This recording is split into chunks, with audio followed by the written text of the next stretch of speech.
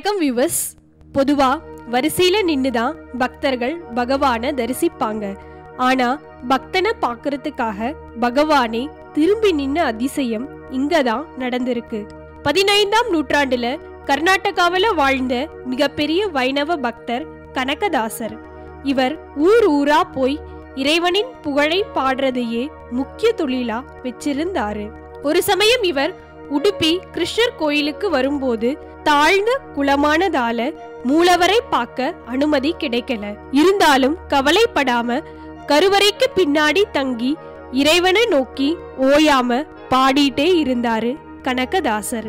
நீதானே எல்லாத்தையும் படைச்ச, நீயே என்ன ஒதுக்கி வைக்கிறது எந்த வகையில நியாயம்? இப்படி மனமுருகி அவர் பாடின பாடல் கல்லா இருந்த இறைவனையும் சிந்திக்க வச்சது.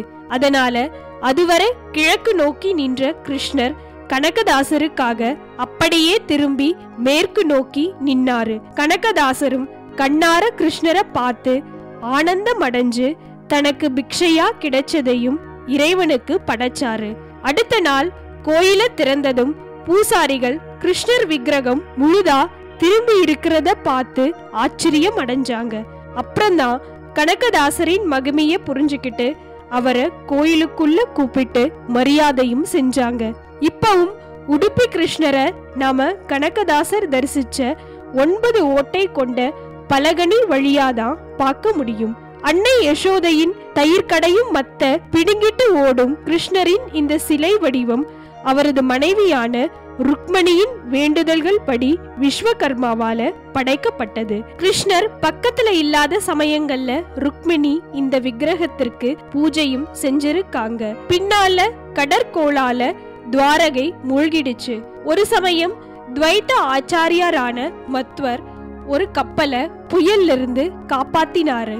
அதுக்கு பரிசா கப்பலின் அடித்தளத்துல ஒட்டிட்டு இருந்த கோபி சந்தன பாறையையும் பெற்றாரு. பாறையில மறைஞ்சிருந்த இந்த கிருஷ்ணர் விக்கிரகத்தை 1000 வருஷம் கழிச்சு மத்வர் பிரிச்சும் எடுத்தாரு.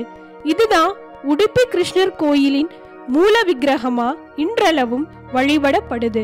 உடுப்பி தக்ஷனின் சாபத்தால இழந்த அழகையும் ஒளியையும் சந்திரன் தவமிருந்து பெற்ற இடம். 13ஆம் நூற்றாண்டுல திராவிட கட்டடக்கலை முறையில விரிவா கட்டப்பட்ட இந்த கோவில் மத்வர் பேர்லயே புஷ்கரணியும் கொண்டு இருக்கு. தவிர கிருஷ்ணனுக்கு பிடிச்ச கோஷாலாவும் எப்பவும் உணவளிக்கும் அன்னதான கூடமும் விசேஷ நாட்கள்ல ஊர்வலம் வர அழகழகான தேர்களையும் இந்த கோவில் கொண்டிருக்கு.